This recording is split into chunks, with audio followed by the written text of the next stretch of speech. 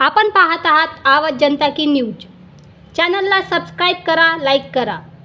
महाराष्ट्र राज्य कृषी सहाय्यक संघटनाच्या वतीने संविधान चौकात विविध मागण्याकरिता धरणे आंदोलन करण्यात आले।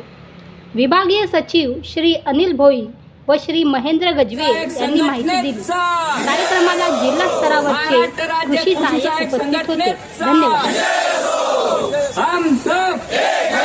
हम सब अरे कोण म्हणते देत नाही, अरे कोण म्हणते देत नाही। आम्हाला कधी भेटेल? 5 वेतन आहे दिवसात। आता कोणता वेतन आहे त्याला? 7 वेतन आहे। आम्ही पत्र लिहिलं शासनाला, पण शासन ते सुद्धा पत्र पाडत नाही। जिल्हा परिषदच्या कर्मचाऱ्यांना 15% प्रोत्साहन भत्ता या नवीन वेतन आयोगाचा झाला, पण आम्हाला भेटत नाही। आम्ही आताच भेटून आलो आणि सांगितलं की किमान तुमच्या स्तराचा विषय आहे, हा तरी सॉल्व्ह करा। हे जेडीएस स्तरावरच सॉल्व्ह होऊ शकते। राज्य कृषी सहाय्यक संघटनेच्या माध्यमातून जे आंदोलन 1 दिवसीय आंदोलन पुकारलेलं आहे, त्या मागण्या आणि नंतर तुमचं कलमबंद काम काय संपूर्ण नमस्कार, मी अनिल भोई, महाराष्ट्र राज्य कृषी सहाय्यक संघटना नागपूर विभाग नागपूर।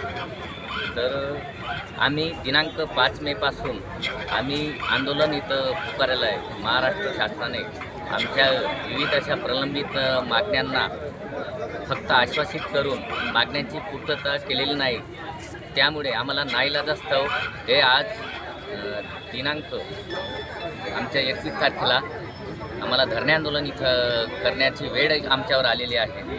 तर आमच्या यामध्ये प्रमुख मागण्या अशा आहेत की कृषी सेवक यांचा सेवक कालावधी रद्द करून त्यांना नियमित कृषी सहाय्यक करण्यात यावं। त्यानंतर आमच्या इथं कृषी विभाग हा डिजिटलाइज झालेला आहे आणि डिजिटल काम करत असताना आम्हाला मोबाईलवरून आमच्या स्वतःच्या मोबाईलवरून काम करावं लागतं।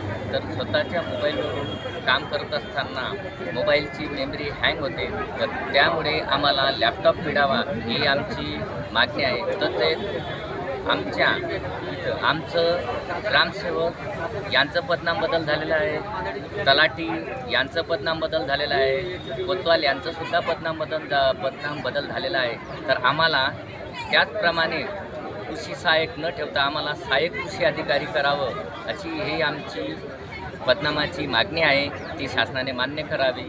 तदनंतर निविष्ठा वाटप प्रणालीमध्ये सुसूत्रता आणावी, कारण आम्हाला निविष्ठा वाटप करताना कुठल्याही प्रकारचं आम्हाला भाडं दिले जात नाही। आमच्याकडे गोडाऊनची सुविधा उपलब्ध नाही, आम्हाला स्वतःच्या स्वखर्चाने इथं आम्हाला निविष्ठा वाटप करावं लागतं। तर आम्हाला ती सुविधा उपलब्ध करून देण्यात यावी। तदनंतर आकृतीबंधामध्ये आमच्या कृषी पर्यवेक्षक या आता सद्यस्थितीमध्ये 1/6 असे कृषी सहाय्यक आहेत। तर आमची अशी इच्छा आहे की नवीन आकृतीबंधामध्ये एका कृषी पर्यवेक्षकामागे 4 कृषी सहाय्यक असावं अशी आमची ही मागणी आहे। तदनंतर ग्रामसेवक यांच्या हाताखाली शिपाई आहे, कॉम्प्युटर ऑपरेटर आहेत, तसेच तलाठी यांच्या हाताखाली कोतवाल आहेत। त्याप्रमाणे आम्हाला परमनंट तत्वावर आमचे कृषी सहाय्यकाला मदत मिळावं ही अशी आमची मागणी आहे। मी महेंद्र गजबे, महाराष्ट्र राज्य कृषी सहाय्यक संघटना राज्य सरचिटणीस।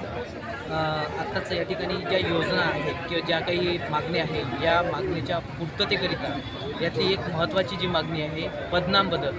हे या पदनाम बदलासाठी आम्ही जवळपास 11 वर्ष भांडतोय आणि शासनाला निवेदन देऊन थकलो आहे। आमच्या जवळपास 2014मध्ये जे अधिवेशन झालं कृषी सहाय्यक संघटनेचं, त्या अधिवेशनामध्ये आमचा पदनाम बदल झालेला आहे असं तत्कालीन कृषी मंत्र्यांनी जाहीर केलं होतं। आज 11 वर्ष झाले, अजूनपर्यंत कुठल्याही प्रकारचं त्याला दुजोरा मिळालेला नाही।